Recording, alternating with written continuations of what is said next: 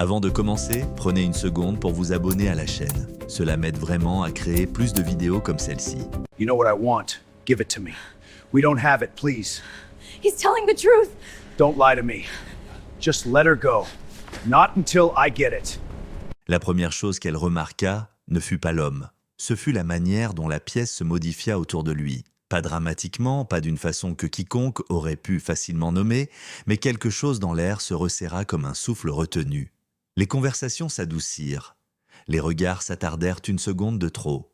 Même l'assurance polie des cadres, assis autour de la table en verre, sembla vaciller. Et puis, elle l'entendit. « Ils sont ici pour moi », murmura la PDG. Helena Strauss murmurait rarement. C'était le genre de femme qui possédait chaque pièce dans laquelle elle entrait, vive, maîtrisée, intouchable. Sa voix portait habituellement la certitude de quelqu'un qui n'avait jamais été remise en question assez longtemps pour commencer à douter d'elle-même.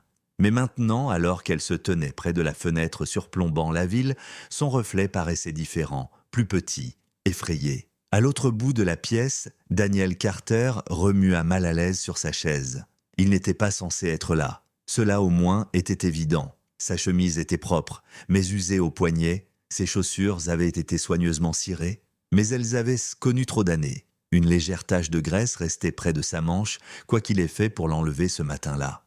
Et à côté de lui, balançant nerveusement les jambes sous la table, était assise sa fille Lily, serrant un petit carnet contre sa poitrine. Ils n'avaient pas leur place dans une pièce comme celle-ci. Du moins, c'est ce que pensaient tous les autres.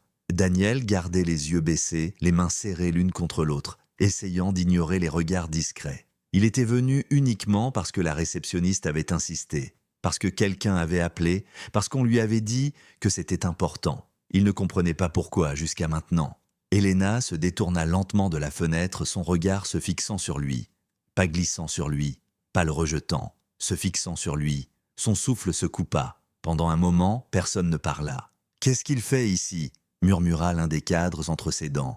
Daniel releva enfin les yeux et leurs regards se rencontrèrent. Quelque chose passa entre eux, quelque chose de lourd, quelque chose d'inachevé, de la reconnaissance.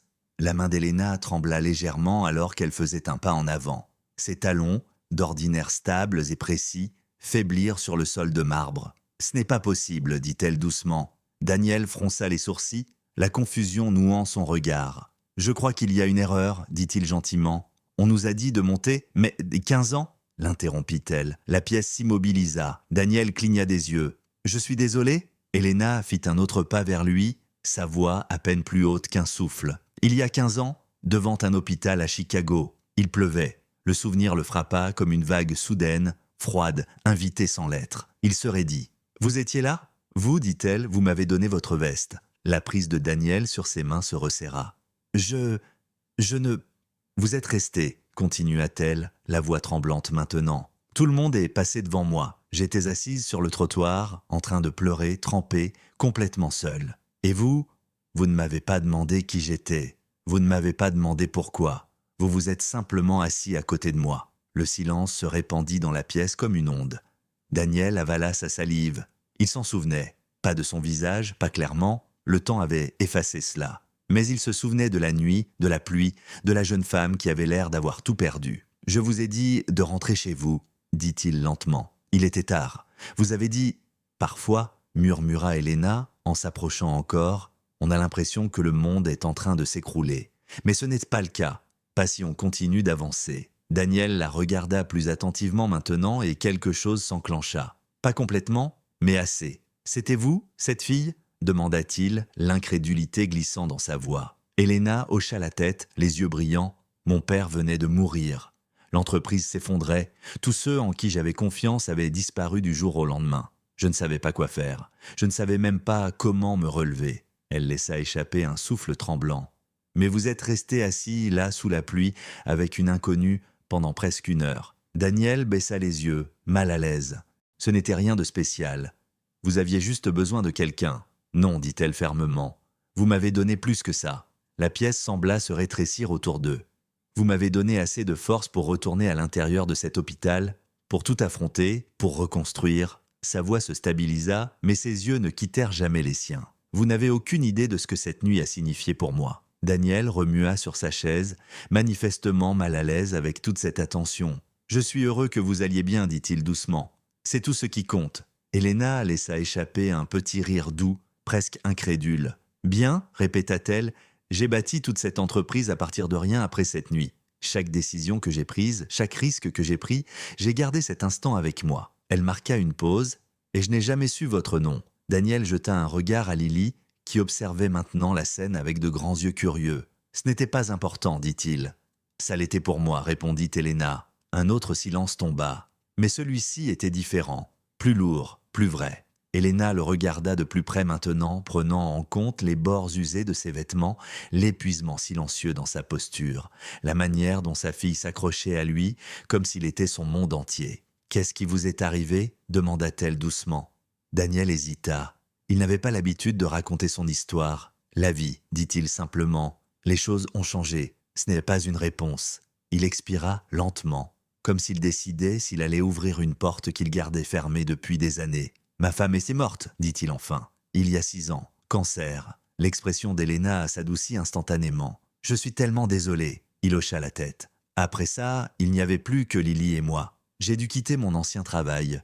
J'ai commencé à travailler là où je pouvais, surtout dans la réparation automobile maintenant. Lily leva les yeux vers lui, sa petite main glissant dans la sienne. « Il est vraiment très fort, » dit-elle doucement, sa voix brisant la tension. « Les gens viennent de loin. » Quelques cadres remuèrent, mal à l'aise.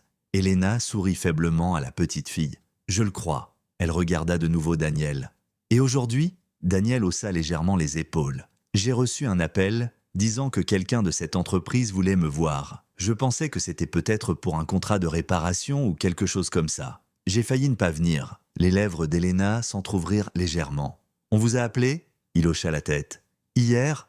Elle se tourna brusquement vers son assistante. « Qui a programmé cette réunion ?» L'assistante consulta sa tablette, confuse. « Ça venait de votre bureau, marqué comme demande prioritaire. » Elena fronça les sourcils. « Je n'ai pas programmé ça. » Un murmure parcourut la pièce. Daniel arqua un sourcil. « Donc c'est vraiment une erreur. » Elena se tourna de nouveau vers lui, et pour la première fois depuis qu'elle l'avait reconnu, quelque chose changea dans son expression. De la clarté. « Non, dit-elle lentement, ça n'en est pas une. » Elle prit une profonde inspiration. « Parfois, continua-t-elle, sa voix retrouvant de la force, la vie ne demande pas la permission pour faire revenir des gens dans votre histoire. » Daniel ne dit rien. « J'ai passé 15 ans à me demander qui vous étiez, dit-elle, et aujourd'hui vous entrez dans mon bureau. » Elle sourit doucement, même si des larmes brillaient encore dans ses yeux. Ce n'est pas une erreur. La pièce semblait différente maintenant, plus silencieuse, plus humble. Elena se tourna vers les cadres, sa voix retrouvant son autorité habituelle mais portant quelque chose de plus profond. Cette réunion est terminée. Ils hésitèrent, puis les chaises raclèrent doucement, alors qu'ils se levaient et sortaient un par un, jetant des regards curieux en arrière vers Daniel et sa fille. Bientôt la pièce fut vide, plus que 3. Elena tira une chaise et s'assit en face de Daniel. Plus la PDG distante derrière un bureau, mais quelque chose de plus humain. « Je ne crois pas aux coïncidences, dit-elle. Daniel eut un petit sourire fatigué. Moi j'y croyais autrefois, plus tellement maintenant. Elle l'observa un moment. « Vous m'avez aidé alors que vous n'aviez rien à y gagner, dit-elle. Aucune raison, aucune obligation. C'est simplement ce que vous faites, répondit-il. Non, dit-elle doucement, c'est ce que font les gens bons. Lily posa sa tête contre le bras de son père. Le regard d'Elena s'adoucit. « Je ne peux pas changer le passé, continua-t-elle. Je ne peux pas rembourser cette nuit d'une manière qui égale ce que vous m'avez donné. » Daniel secoua la tête. « Vous ne me devez rien, peut-être pas, dit-elle. Mais je veux aider quand même. » Il se tendit légèrement. « Je ne cherche pas la charité. »« Je sais, dit-elle rapidement. Ce n'est pas de la charité. » Elle fit glisser un dossier de l'autre côté de la table. À l'intérieur, il y avait une proposition, un contrat, un partenariat complet. « Notre entreprise se développe dans les services automobiles, » expliqua-t-elle. « Nous avons besoin de quelqu'un qui comprend le travail, pas seulement l'aspect commercial, mais les gens, quelqu'un d'honnête. » Daniel fixa les papiers. « Je n'ai pas de diplôme, dit-il. Je m'en fiche. Je n'ai jamais dirigé quelque chose comme ça. Vous avez élevé une fille seule, dit-elle doucement. Je pense que vous pouvez gérer ça. » Il regarda Lily, qui le regardait maintenant avec un espoir silencieux. « Je ne sais pas, admit-il. » Elena se pencha légèrement en avant. « Il y a 15 ans, vous m'avez dit de continuer d'avancer, dit-elle. Maintenant, c'est moi qui vous dis la même chose. » Les mots restèrent suspendus entre eux, familiers, bouclant la boucle. Daniel laissa échapper un souffle lent. Pour la première fois depuis longtemps, Quelque chose bougea en lui. Pas la peur, pas le doute, la possibilité. Lily serra sa main. « Papa » murmura-t-elle, « peut-être que c'est notre tour ?» Il ferma brièvement les yeux, puis regarda Helena de nouveau. « D'accord » dit-il. Et juste comme ça, quelque chose d'invisible se mit en place. Pas une dette, pas une obligation, mais quelque chose de bien plus fort. Un fil discret, incassable, d'humanité, tissé à travers un seul acte de bonté, porté pendant 15 ans, et revenu au moment où on en avait le plus besoin.